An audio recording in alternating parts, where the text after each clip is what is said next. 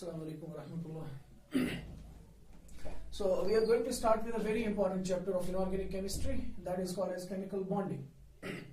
Chemical bonding बहुत ही important chapter माना जाता है chemistry का, क्योंकि इसमें हर साल नीट में और जेईई में क्वेश्चंस पूछे जाते हैं. ठीक है, इसके बगैर भी केमिकल बॉन्डिंग बहुत ही इंपॉर्टेंट चैप्टर है, क्योंकि इसके कॉन्सेप्ट्स न सिर्फ इनऑर्गेनिक केमिस्ट्री में यूज होते हैं बल्कि ऑर्गेनिक केमिस्ट्री में भी यूज होते हैं. उसकी एप्लीकेशंस वहां पे भी हमें देखने को मिलेंगी. ठीक है, सो सबसे पहले हम बात करेंगे आज केमिकल बॉन्ड किसे कहते हैं. Will be introducing what a chemical bond is. ठीक, सो केमिकल बॉन्ड किसको कहते हैं. केमिकल बॉन्ड एक सिंपल टर्म में हम डिफाइन करेंगे. केमिकल बॉन्ड का मतलब होता है फोर्स ऑफ अट्रैक्शन. ठीक, जो फोर्स ऑफ अट्रैक्शन दो या दो से ज्यादा एटम्स के दरमियान एग्जिस्ट होता है और उनको उन एटम्स को वो एक दूसरे के साथ जोड़ के it makes them to function as a single unit. ठीक, क्या मतलब केमिकल बॉन्ड का मतलब क्या है. सिंपल, फोर्स ऑफ अट्रैक्शन जो दो या दो से ज्यादा एटम्स के दरमियान एग्जिस्ट करता है और उसकी वजह से वो उन सभी एटम्स को एक यूनिट के फॉर्म में फंक्शन करवाता है. ठीक, फॉर एग्जांपल अगर मैं एक सिंपल एग्जांपल ले लूं, हाइड्रोजन क्लोराइड. ठीक, या हाइड्रोक्लोरिक एसिड जिसको हम कहते हैं. हमें ऑलरेडी पता है कि हाइड्रोक्लोरिक एसिड का जो फॉर्मूला है वो हम लिखते हैं एज HCl. ठीक, हम HCl ही इसका फॉर्मूला क्यों लिखते हैं. हम H2Cl क्यों नहीं लिखते हैं या हम HCl2 क्यों नहीं लिखते हैं. ठीक है ना. So the reason is that जब हम इसके मॉलिक्यूल को स्टडी करते हैं तो हम वहां पे देखते हैं इस पूरे यूनिट के अंदर एक हाइड्रोजन एटम एक क्लोरीन एटम के साथ ही किसी फोर्स ऑफ अट्रैक्शन के साथ जुड़ा रहता है. ठीक है ना. और वही फोर्स ऑफ अट्रैक्शन बेसिकली एक बॉन्ड कहलाता है. ठीक, सिमिलरली अगर मैं कहूं सल्फ्यूरिक एसिड. ठीक है, तो सल्फ्यूरिक एसिड का फॉर्मूला सबको को पता होगा. It is H2SO4. ठीक, H2SO4 में हम क्या देखते हैं, इसमें दो एटम्स ऑफ हाइड्रोजन, एक एटम ऑफ सल्फर और चार एटम्स ऑफ ऑक्सीजन एक सिंगल यूनिट के फॉर्म में काम करते हैं. और ये एक सिंगल यूनिट के फॉर्म में कैसे काम करते हैं, क्योंकि इन एटम्स के दरमियान एक फोर्स ऑफ अट्रैक्शन होता है जिस फोर्स ऑफ अट्रैक्शन को हम बॉन्ड का नाम देते हैं. ठीक है, so we have discussed what a chemical bond is. So what is a chemical bond? Simply, chemical bond is a force of attraction that exists between two atoms. ठीक है, और जिसकी वजह से वो उनको फंक्शन करवाता है एज ए सिंगल यूनिट. ठीक, सो अगर आपको डेफिनेशन भी लिखनी है, you can write it like this. A chemical bond is defined as a force of attraction that exists between two atoms and makes them function together as a single unit. ठीक, so having defined chemical bond, we'll be now discussing various theories of chemical bonding. ठीक, तो जब भी हमने chemical bond को discuss किया हमने बताया कि एक फोर्स ऑफ अट्रैक्शन है. ठीक है,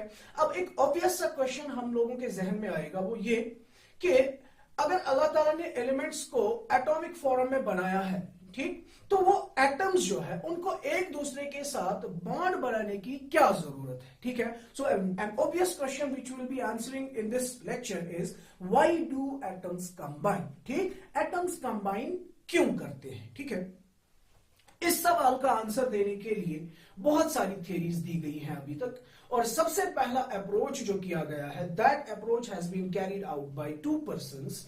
एक का नाम था कोसेल और दूसरे का नाम था लेविस. ये दो शख्स जो थे, दो साइंटिस्ट जो थे, इन्होंने इस क्वेश्चन का सबसे पहले आंसर देने की कोशिश की. ठीक है, and they came up with a theory. That theory is called as octet rule, और that is what we call as इसको ऑक्टेट रूल भी कहते हैं, इसको electronic theory of chemical bonding भी कहते हैं, and at the same time we can call it as Kossel Lewis approach of chemical bonding. ठीक, तो सबसे पहले हम डिस्कस करेंगे कोसल और लेविस ने क्या आंसर प्रोवाइड किया कि जिससे हम एक्सप्लेन कर सकेंगे कि एटम्स एक दूसरे के साथ बॉन्ड्स क्यों बनाते हैं. ठीक है, शाबाश. So will be basically discussing the first term will be discussing here in this lecture is octet rule. Octet rule, ठीक, या electronic theory of chemical bonding, या फिर हम इसको कहेंगे नाम Kossel and Lewis concept of chemical bonding. ठीक, बहुत ही सिंपल कॉन्सेप्ट है, सिंपल टर्म्स में हम इसको डिफाइन करने की कोशिश करेंगे. कोसल और लेविस ने क्या किया, उन्होंने स्टडी किए उस वक्त के सभी जितने भी नोन एलिमेंट्स थे पीरियोडिक टेबल में, and they came to the conclusion कि हमारे पीरियोडिक टेबल में कुछ ऐसे एलिमेंट्स हैं जो बॉन्डिंग में हिस्सा नहीं लेते हैं, ठीक है। इसका मतलब जिनको बॉन्ड बनाने की जरूरत नहीं पड़ती है, ठीक। और वो कौन से ऐसे एलिमेंट्स हैं जिनको बॉन्डिंग में हिस्सा लेने की जरूरत नहीं है? यस, यू नो ऑलरेडी, उन एलिमेंट्स को हम नाम देते हैं इनर्ट गैसेस, ठीक। इनर्ट गैसेस, या इनका एक और नाम है, we also call them as noble gases. शाबाश, we call them as noble gases. और ये किस ग्रुप में बिलोंग करते हैं पीरियोडिक टेबल के? Yes, they belong in group number 18, ठीक। तो कौन कौन सा एलिमेंट ग्रुप 18 के अंदर पाया जाता है? You know, number 1 is helium, उसके बाद उसके नीचे आता है नियॉन, उसके नीचे आता है आर्गॉन, उसके नीचे आता है क्रिप्टॉन, उसके नीचे आता है xenon, and then we have radon, ठीक। तो हीलियम को छोड़ के अगर हम नियॉन की बात करें, नियॉन का एटॉमिक नंबर है 10, ठीक। तो मैं इसकी अगर शेल इलेक्ट्रॉनिक कॉन्फ़िगरेशन यहां पे लिखूं, that will be 2 and 8, 2 and 8। Argon की का एटॉमिक नंबर है 18, इसकी कॉन्फ़िगरेशन अगर लिखें, इट विल बी 2, 8 and 8, ठीक। सिमिलरली क्रिप्टॉन का एटॉमिक नंबर 36, इसकी कॉन्फ़िगरेशन अगर लिखें 2, 8, 18 and 8, ठीक। 2, 8, 18 and so on, ठीक है। नाउ इन्होंने जब इन नोबल गैसेस को स्टडी किया, सो दे फाउंड दैट ये बॉन्डिंग में हिस्सा नहीं लेते, ठीक है। और बॉन्डिंग में हिस्सा नहीं लेने का मतलब सिंपली ये है कि उनको बॉन्ड बनाने की जरूरत नहीं है, ठीक है। और बॉन्ड बनाने की जरूरत नहीं है, it simply means that they are already stable, ठीक है ना। और वो स्टेबिलिटी बाकी एलिमेंट्स के अंदर मौजूद नहीं है, ठीक है। इसीलिए उन्होंने क्या किया, उन्होंने एक रूल दिया और उन्होंने देखा कि इनकी स्टेबिलिटी का रीजन क्या है। तो जब इन्होंने इन्वेस्टिगेशन की, they found that in noble gases के लास्ट शेल के अंदर कितने इलेक्ट्रॉन्स पाए जाते हैं। You can see this is the valence shell of neon, you can find out 8 electrons. In the valence shell of argon, you can find out 8 electrons. In the valence shell of krypton, you can find 8 electrons and so on, ठीक है। So उन्होंने बताया कि इन noble gases की एक peculiarity ये है कि उनकी वैलेंस शेल के अंदर 8 इलेक्ट्रॉन्स पाए जाते हैं, जिसकी वजह से ये बॉन्डिंग में हिस्सा नहीं लेते हैं, ठीक। और बाकी सारे एलिमेंट्स जो बॉन्डिंग में हिस्सा लेते हैं, उनका बॉन्डिंग में हिस्सा लेने का रीजन ये होता है कि वो भी इन्हीं नोबल गैसेस की तरह स्टेबल बनने की कोशिश करते हैं, ठीक है ना। से फॉर एग्जांपल अगर मैं सोडियम की बात करूं, सोडियम का एटॉमिक नंबर 11, इसकी कॉन्फ़िगरेशन होगी 2, 8 and 1, ठीक। तो अगर मैं इस सोडियम को देखूं, इस सोडियम की वैलेंस शेल ये है और इसकी वैलेंस शेल में कितने इलेक्ट्रॉन्स हैं? 1 इलेक्ट्रॉन्स, ठीक। एक ही इलेक्ट्रॉन है, ठीक है। तो ये हमेशा क्या कोशिश करेगा, अपने नजदीक वाले नोबल गैस, और इसका नजदीक वाला नोबल गैस कौन है? नियॉन। और उसकी नियॉन की वैलेंस शेल में कितने इलेक्ट्रॉन्स है? 8।